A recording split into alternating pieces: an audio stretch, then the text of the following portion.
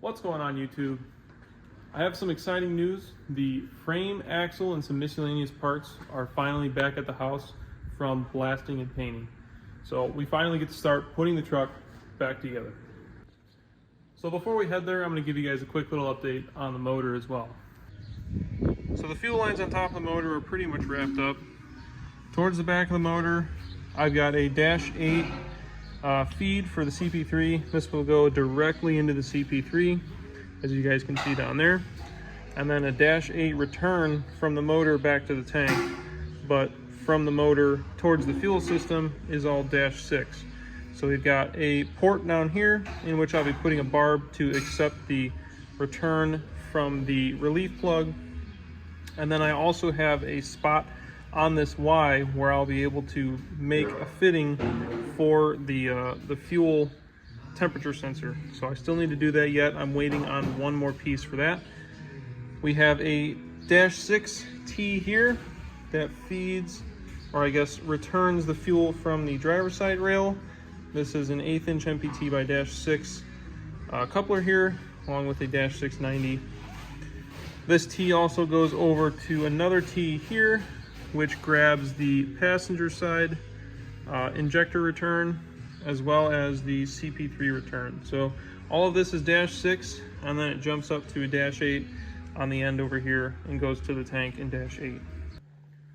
Back in the barn here, we have our freshly sandblasted, epoxy primed, and painted crew cab short bed LBZ Duramax frame. So for those who don't know, I had the truck in a rolling chassis state about a year ago, and the frame, I was not super happy with the quality.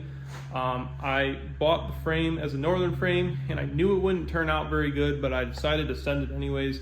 I put a gloss black top coat over the epoxy primer, and you could see basically all the imperfections in the rails. And with it having a lift on it, I wasn't super stoked with how it looked. So ended up stripping it back down before I got too far and bought this nice southern frame here. And as you guys can see, the rails are freaking spotless. So this is kind of what we were going for. Something super clean, a much cleaner start to what I had before. And now we can start putting it back together. Along with the frame, we also got the axle done here. As you can see, before I sent it, I welded up the axle tubes to the center section of the axle. This is not going to be the final state at which it sits. I may or may not be putting a 4-link on the truck, so most of the stuff is going to have to get ground down, but that is going to be in a later video. So in the previous video, I kind of revealed a sneak of what we're doing with the suspension. Basically, it's going to be coilovers all the way around. So this pile of parts here is pretty much everything that's going back on the chassis that came off of it. We have the lower control arms, the knuckles, the sway bar, the front diff mount. This will run under the front diff. That's just like a cross member that stiffens up the front end. The front diff down there, front gas tank or fuel tank cross member there. The trans mount. We will actually be getting rid of the ABS and bypassing the ABS system. This is the rear tire or spare tire cross member that runs in the rear of the frame. I'm not sure if I can keep this or not. It depends on how I mount up the coilovers in the rear. The CV axles that I'll be keeping because they're still good, just going to repaint them. And then this is everything that is basically getting scrapped or sold or whatever. So the front hangers for the leafs, the rear hangers for the leafs, and then a couple of the supports for the leaf springs as well. Rumor has it you can run coilovers on the factory suspension setup that is on the frame. So this bucket here is for your factory shock absorber. You can basically get an adapter bracket, which I will show you in a second, that runs up through this bucket where you can adapt a coilover to. And then it'll bolt right down to the factory spot on the lower control arm here. Now I don't know how beefy this is, or if it's going to have enough structural integrity for the weight of the truck. I may have to gusset this bracket here, or this bucket here, or get a totally different bracket made for the front of the truck because there is a lot of weight up here. I'm not sure if I'll have to cut this out or not. This is all gonna have to be figured out when I start assembling the chassis itself. But I will show you guys the coilovers that I have for the front. We have not ordered the coilovers for the rear, nor have I ordered any parts for the four-link for the rear. So that is also going to be an experimental thing for myself because I've never done a four-link on any of my trucks, or coilovers for that matter. So these are the coilovers that are going on the front of the truck. They are a set of QA1 double adjustable coilovers. They are actually the same exact extended length as the factory shock absorbers on these trucks. For anybody looking to do this kit or do this conversion, these are QA1 DD501 shock absorbers. Now with these coilovers, you need to get the coils. These are 12-inch coils that are rated at 900 pounds. They will work perfect for the truck itself. I was actually recommended to use these for the truck.